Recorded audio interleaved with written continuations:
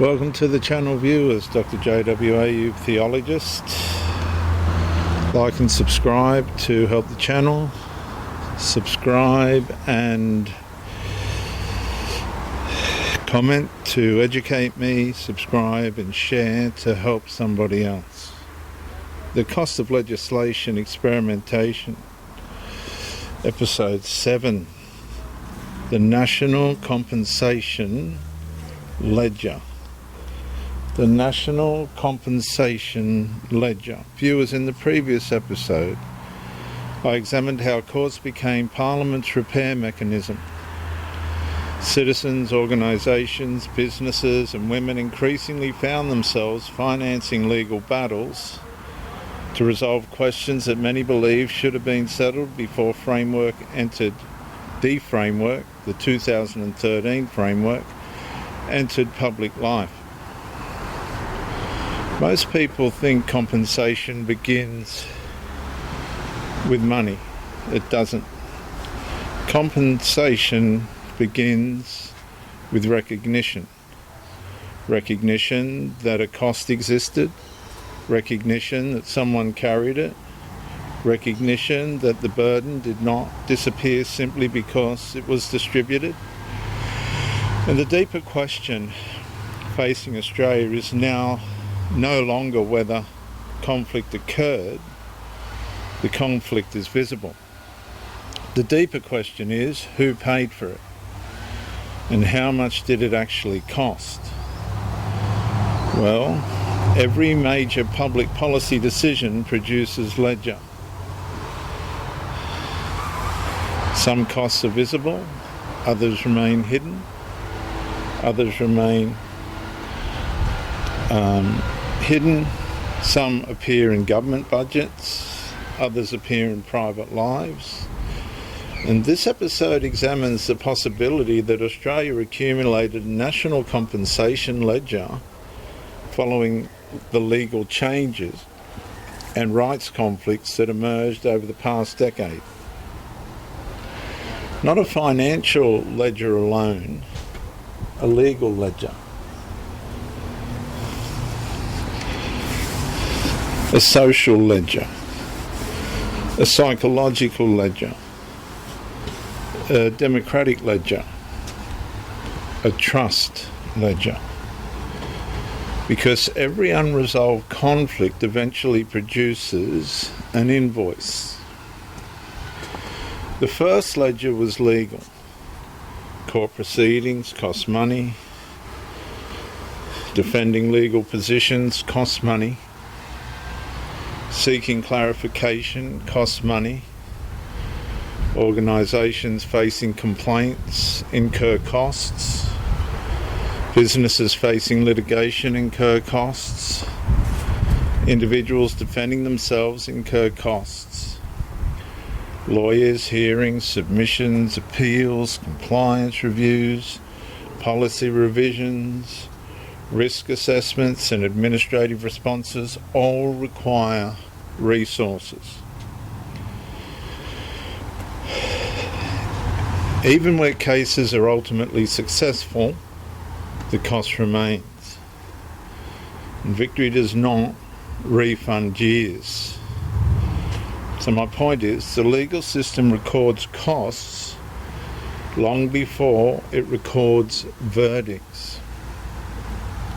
The second ledger was institutional. Schools revised policies. Sporting bodies revised policies. Government departments revised policies. Employers revised policies. Service providers revised policies. Consultants were engaged. Training programs expanded, risk management systems multiplied, entire layers of bureaucracy emerged to navigate uncertainty. Most citizens never see the costs, yet taxpayers ultimately finance many of them. And what appears to be a legal question frequently becomes an administrative expense.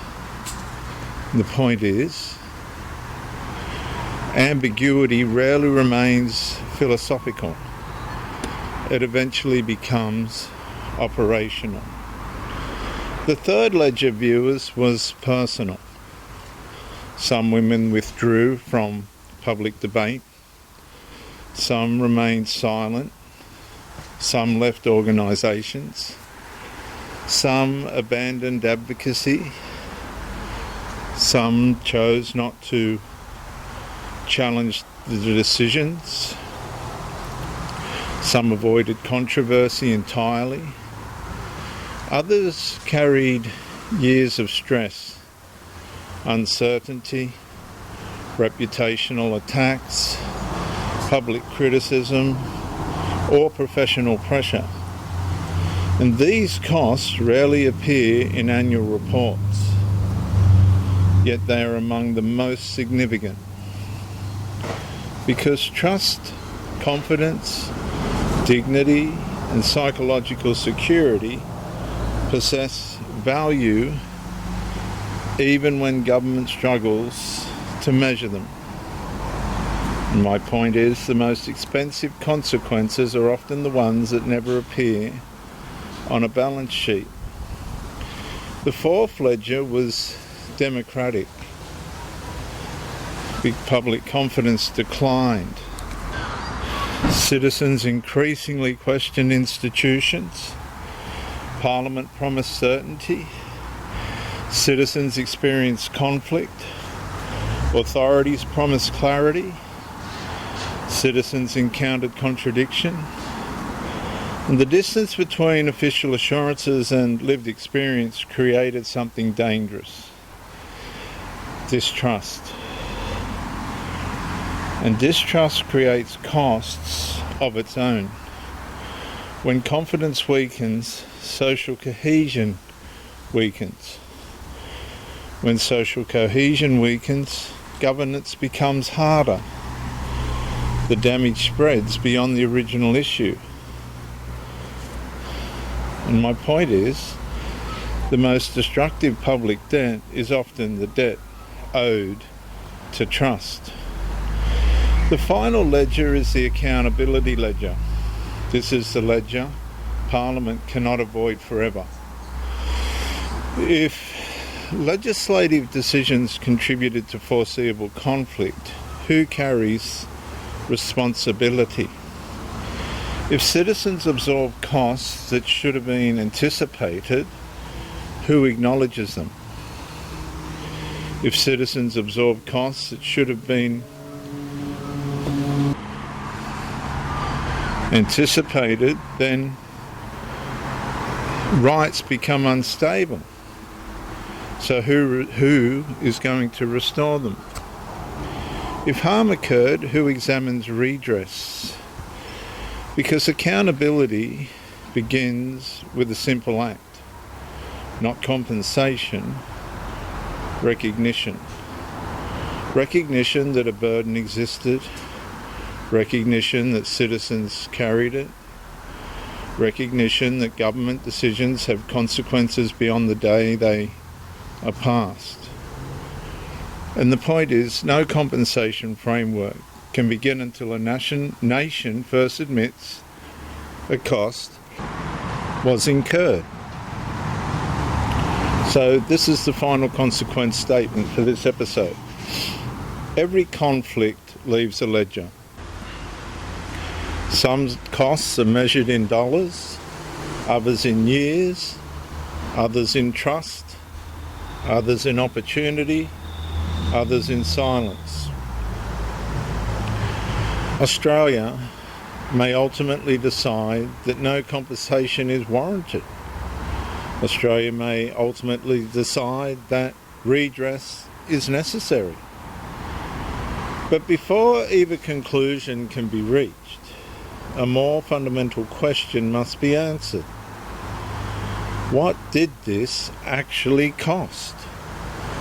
Because societies that refuse to count the cost of public policy often repeat the same mistakes under different names. And accountability begins when the ledger is finally opened. I'm Dr. J.W. Ayoub, Theologist. Like and subscribe to help the channel. Subscribe and comment to educate me. And subscribe and share to help somebody else.